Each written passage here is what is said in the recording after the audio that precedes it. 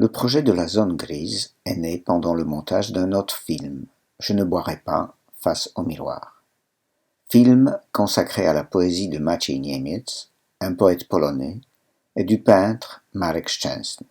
À ce moment, j'ai appris que dans les années 70, beaucoup d'artistes et intellectuels polonais étaient influencés par le poète américain T.S. Eliot. Je fus très surpris, car Eliot était un antisémite notoire. Je n'arrivais pas à comprendre comment peut-on s'enthousiasmer pour l'œuvre de quelqu'un que je mettrais sur une liste noire. L'œuvre était indépendante de l'éthique de son auteur. En aucun cas. Qu'est-ce que c'est ethos? Ethos anthropodaimon, disait Héraclite. L'ethos, c'est la manière d'être profonde. L'ethos. Donc, comment voulez-vous qu'on sépare un auteur de son éthique? Au fond, pour les Grecs, ethos, d'où ça vient? Ça veut dire manière d'être. Alors, le Héraclite disait ethos anthropodaimon. Pour l'homme, anthropo, son ethos, c'est son démon. Donc, il n'y a pas du tout d'œuvre indépendante de ce que vous appelez, ou de ce qu'on appelle l'éthique de son auteur. C'est impossible, vu que c'est la même chose, c'est ça, c'est la manière d'être profonde. Death by water. Phlebas the Phoenician, a fortnight dead, forgot the cry of gulls and the deep sea swell and the profit and loss. A current under sea picked his bones in whispers as he rose and fell. He passed the stages of his age and youth, entering the whirlpool. Gentile or Jew, O you who turn the wheel and look to windward, consider Phlebas, who was once handsome and tall as you. Ktokolwiek jesteś, Żyd czy też poganin, ty, który kręcąc kołem, słuchasz jak wiatr grzmi, zważ i Phlebas piękny był niegdyś, wysoki jak ty.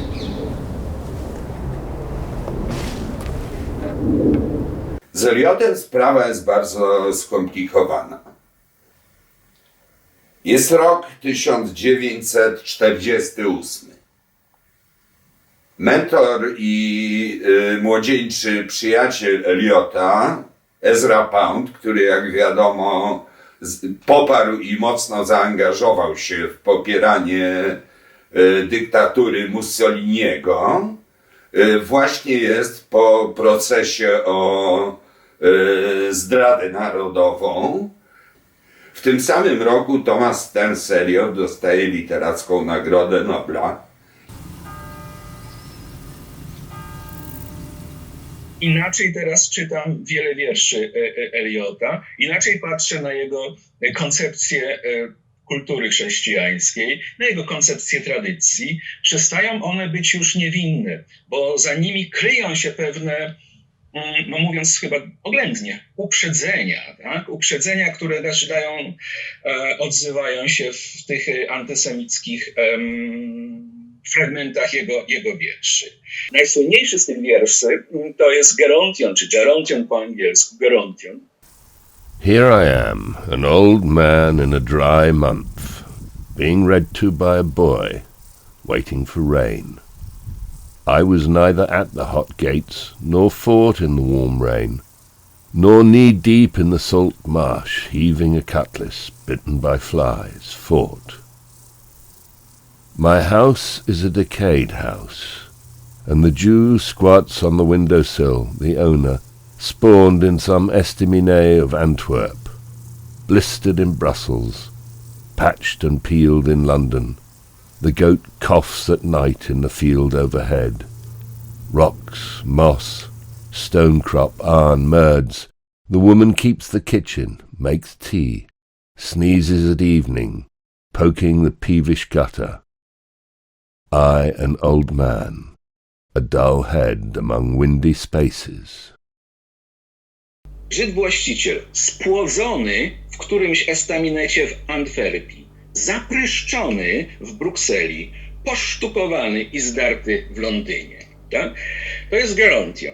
Tutaj Żyd jest pokazany poprzez dość powszechny chyba stereotyp Żyda jako osoby wykorzenionej, prawda? Wykorzenionej, a tym samym groźnej. Eliot. Alors Eliot, c'est pour moi la génération des grandes machineries, des grands machins poétiques du début du XXe siècle. Eliot, si vous voulez, je mets ça dans une constellation où il y a Ezra Pound, les grands poètes. I, an old man, a dull head among windy spaces. Ja nie wiedziałam o Eliocie, bo się przestałam nim interesować tak aktywnie w wieku 20 paru lat, po tym jak on był dla mnie szalenie ważnym poetą, może 30 lat. Szalenie ważnym poetą i pamiętam jego tłumaczenie wierszy, tłumaczenie Miłosza, jego Ziemi Jałowej. I jakie to na mnie zrobiło ogromne wrażenie, do tego stopnia, że się też nauczyłam na pamięć niektórych fragmentów i nawet po słowacku się nauczyłam na pamięć niektórych fragmentów. Chyba pamiętam. Neskuteczne mesto pod hymną ciężką zimnego londyńskim mostom wielki dał saruci, żeby są nigdy nie bolweril płcie tak obrowskie, że uciachli aż k śmierci. Un poète, forcément un poète en tant qu'homme, dans son temps et tout, il prend des parties qui passent dans sa poésie, qui sont finalement tombées, qui sont des erreurs, si vous voulez, mais chacun en fait. On va pas, je comprends très bien qu'on soit... après tout, un poète, c'est la phrase, la diction, qu'est-ce qui se passe dans le langage, c'est ça qui compte. Alors, on ne va pas abandonner la lecture de Eliot, pas plus que celle de Pound, etc., etc. Burbank crossed a little bridge, descending at a small hotel. Princess Volupine arrived. They were together, and he fell. Defunctive music under sea passed seaward with the passing bells slowly. The god Hercules had left him, that had loved him well. The horses under the axle tree beat up the dawn from Istria with even feet. Her shuttered barge burnt on the water all the day. Jajko do przyrządzenia. Z Kentish Town, mówimy o Londynie, z Kentish Town pełzną z Golders Green. Golders Green jest dzielnicą żydowską. Z Golders Green pełzną czerwonookich szczurów stada. Czerwonookich szczurów stada. Więc ten stereotyp jakby sam się demaskuje, prawda? Ten stereotyp, antysemicki stereotyp Żyda, gdzie Żyd jest jakby, nie wiem, rozsadnikiem, prawda, choroby. Znamy to z propagandy chociażby nazistowskiej. Si l'antisémitisme est vulgaire, au sens de sale juif, foutez le camp, c'est tellement grotesque qu'on n'en parle pas. Donc la question est de savoir si l'antisémitisme d'Eliot avait un poids pensif. À la fin, je ne pense pas, parce que pour moi, être antisémite, c'est la pire des choses aujourd'hui. Nie lubił Żydów, ale był wielkim poetą. Nic tego nie usprawiedliwia, bo antysemityzm zawsze jest paskudny. But this or such was Bleisteins way, a saggy bending of the knees and elbows with palms turned out, Chicago Semite, Viennese. A lustreless, protrusive eye stares from the protozoic slime at a perspective of Canaletto. The smoky candle, end of time, declines on the Rialto once. The rats are underneath the piles, the Jew is underneath the lot, money in furs, the boatman smiles. Najsłynniejsza, czy sławetna, jak powiedziałem, wypowiedź miała miejsce na spotkaniu na Uniwersytecie w Virginii w 1933 roku. Mówimy teraz o wypowiedzi autorskiej, prawda, wprost, Eliota. Eliot mówi, społeczność powinna być jednorodna. Tam, gdzie na tym obszarze współistnieje kilka kultur, są one zazwyczaj zaciekle pewne siebie i ulegają degeneracji. Nadmiernie liczna grupa Żydów, wolnomyślicieli, staje się niepożądana. Alors, d'une certaine manière, ça a compté énormément pensée. Ezra Pound, Eliot, tous ces grands trucs de poésie. Et aujourd'hui, au fond, The Westland, proprement dit, ne m'a pas influencé moi-même. Quant à les déclarations antisémites de Eliot, sont simplement ridicules, grotesques, hein, coupables et lamentables. Voilà. Et donc, je trouve ça tout simplement digne d'être dénoncé aujourd'hui. Je pense que c'est très bien de se dire juif. Parce qu'être juif, au fond, quand on dit, en France, il est corse et juif, il est toscan et juif. Le « et juif » ajoute. Il faut voir en quoi ça ajoute à l'être. When we came home across the hill, no leaves were fallen from the trees. The gentle fingers of a breeze had torn no quivering cobweb down. The hedgerow bloomed with flowers still, no withered petals lay beneath, but the wild roses in your wreath were faded, and the leaves were brown. Éthique et l'art. L'art et éthique. Un problème éternel, mais toujours d'actualité. Aujourd'hui comme hier, les artistes sont devant la question. Ont-ils le droit à plus parce qu'ils sont artistes? So I think the question has two sides. One side is, can the public dissociate their impression or their perception of a work of art from the artist as a person and the artist's ethics? I think it is possible at the beginning. I mean, I can love a poem by Eliot without knowing anything about Eliot, or a story by Benedetti without knowing anything about Benedetti. The other side is that I think in all cases, in the creation process, there is always some sort of manifestation of the deep feelings, the deep fears and desires of the artist in their work, and I think they cannot hide it. Non, moi je ne pense pas qu'on puisse dissocier l'homme de l'œuvre, notamment dans le milieu artistique où le personnel joue beaucoup dans la production. On peut ne pas savoir ce qui est reproché à des artistes qu'on aime, mais une fois qu'on le sait, ça me semble moralement condamnable de continuer à les défendre. Je pense pas qu'il faille forcément boycotter toutes les œuvres des artistes qui ont pu être importantes pour nous. Ouais, c'est une sorte de combat intérieur. Et du coup, qu'est-ce qui est le plus important? C'est l'attrait artistique pour un auteur, et on connaît certains poèmes, on a envie d'en lire d'autres, et il y a quelque chose qui peut être intéressant comme ça d'un point de vue artistique. Voilà, je sais pas. Mój stosunek jest inny, ponieważ wydaje mi się, że właśnie domena sztuki, czy ta przestrzeń sztuki jest taką przestrzenią wolności. Często się tak zdarza, że ci ludzie, ci twórcy, którzy jakby chodzą po takiej krawędzi, że mają jakieś bardzo skrajne, radykalne, czy nawet obrzydliwe wręcz zachowania, czy poglądy. Czy to jest, czy ich sztuka ich usprawiedliwia? Nie. Ja nie jestem zwolennikiem tezy, że artysta to jest jakiś wyższy stan ducha, który usprawiedliwia fatalne poglądy, świństwa robione w życiu codziennym i tak dalej. Absolutnie nie. Can a society have the right to put some artists outside, at the margin?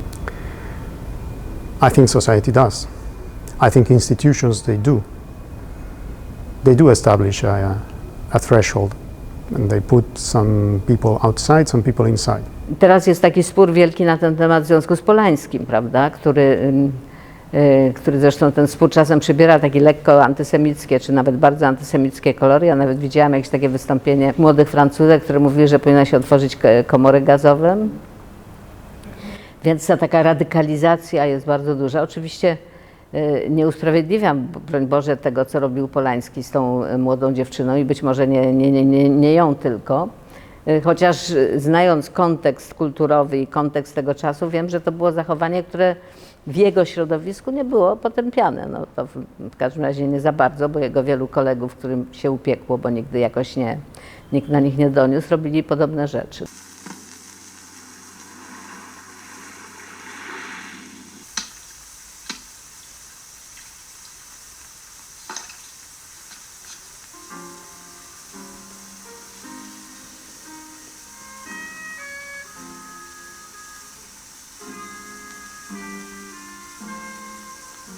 Il y a 4 ans, j'ai fait un court-métrage consacré aux migrants sur l'île de Naxos. Il est difficile de ne pas voir que Polański m'a fortement influencé.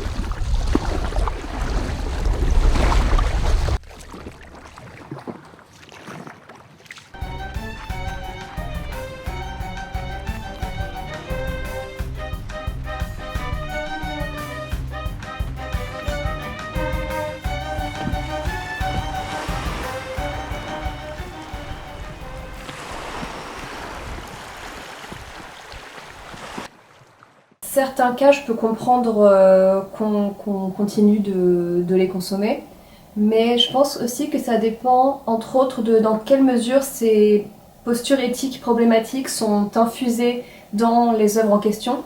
Donc, je pense au cas de Woody Allen qui nous raconte littéralement depuis 40 ans la même histoire d'un homme mûr avec une fille très jeune, que presque les accusations contre lui semblent presque évidentes aujourd'hui. Donc je pense qu'il faudrait éviter de l'encourager dans ce sens et ne pas consommer les œuvres qui vont dans ce sens, même si je ne pense pas que ce soit terrible de continuer de regarder ces anciens films. On peut choisir de consommer que les œuvres qui n'ont pas de rapport avec les actions qui posent problème. Il peut y avoir des choses intéressantes dans l'œuvre de Woody Allen ou de Roman Polanski, mais d'un autre côté, aller voir l'œuvre de ces personnes, c'est comme une manière de défendre le comportement de ces personnes-là. Donc je comprends qu'il y a quelque chose de compliqué. Mais je pense que c'est des rapports de... Ouais, c'est une sorte de combat intérieur. We have all a sort of blacklist of artists in the same way we have a blacklist of media, a blacklist of geographic places or many other things. That this blacklist is based on our background, our values, and I think that the more we investigate about artists, the longer is the blacklist, the shorter is the whitelist. Si tu étais chevalier, aussi bien que tu ne l'es pas, j'aurais déjà châtié ton insolence. Moi, pas chevalier, répliqua le Biscayen.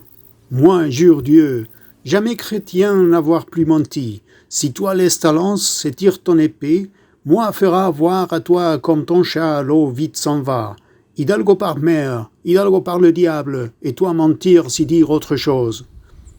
C'est ce que nous allons voir, repartit Don Quichotte. Puis, jetant sa lance, il tire son épée, embrasse son écu, et il fonce sur le Biscayen, impatient de lui ôter la vie. Si fueras caballero, como no lo eres, ya yo hubiera castigado tu sandez y atrevimiento, cautiva criatura. A lo cual replicó el vizcaíno, yo no, caballero, juro a Dios tan mientes como cristiano, si lanza arrojas y espada sacas, el agua cuán presto verás que al gato llevas, vizcaíno por tierra, hidalgo por mar, hidalgo por el diablo, y mientes que mira si otra dices cosa. Ahora lo veredes, dijo Agrajes, respondió Don Quijote, y arrojando la lanza en el suelo, sacó su espada, y embrazó su rodela, y arremetió al vizcaíno con determinación de quitarle la vida. So there is this chapter in Cervantes' Don Quixote. It's chapter 9 of the first part of the book. And in this chapter, Don Quixote fights against a Basque cavalier, a Basque knight. And you read this chapter, you can see that there is a sort of racism against the Basques. Why? Because the author makes fun of the way this character speaks Castilian Spanish, and also this is important because I think this is the only fight in which Don Quixote wins in the whole book. So I think this has some sort of meaning. Si quelque chose pouvait faire douter de sa sincérité, c'est que l'auteur est arabe et que tous les gens de cette race sont inclins au mensonge. Mais d'autre part, ils sont tellement nos ennemis que celui-ci aura plutôt retranché qu'ajouté. Estábaselo con mucho sosiego mirando Don Quijote, y como lo vio caer, saltó de su caballo y con mucha ligereza se llegó a él, y poniéndole la punta de la espada en los ojos, le dijo que se rindiese, si no, que le cortaría la cabeza. Cervantes was racist? Yes, from our current point of view in the 21st century, I really think he was. Wydaje mi się, że właśnie domena sztuki, czy ta przestrzeń sztuki jest taką przestrzenią wolności, również wolności wobec faktów, również wolności wobec obowiązujących, czy słusznych, czy moralnych opinii, że można w niej przekraczać różne, no, może być transgresja, może być świętokradztwo, może być prowokacja, może być wyobrażenie sobie takich rzeczywistości, które są straszne. Więc ja uważam, że to, co mnie w sztuce daje najwięcej inspiracji, to nie jest takie bardziej lub mniej zręczne opowiedzenie jakichś prawdziwych faktów tylko, ale też właśnie otwieranie jakichś perspektyw, których na podstawie po prostu znajomości faktów bym nie miała. This is my report on the Soviet question. What's your answer? I don't have one. The Kremlin is broke. Paul, I need your help Arranging an interview with Stalin.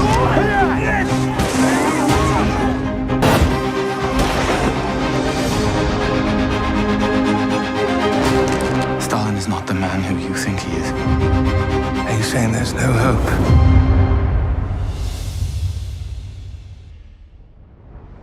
Uważam, że człowiek jest najgorszym zwierzęciem ze wszystkich zwierząt. I myślę, że ludzie są podli. I że świat nie może być lepszy, jeżeli tacy ludzie go zamieszkują. Ja tak od dawna uważam. Tacy są ludzie. À mon avis, ça ne sortira jamais.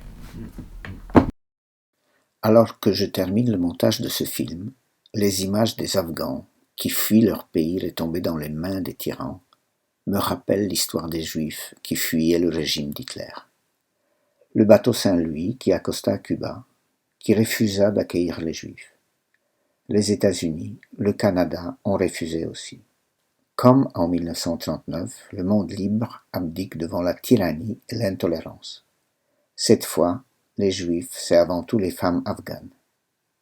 Encore une fois, nous regardons les images en restant des voyeurs immobiles. Au-delà du drame de l'Afghanistan, le sort réservé aux Afghans nous rappelle qu'en les abandonnant, nous nous abandonnons nous-mêmes. Cela se retournera contre nous. Rien n'est éternel.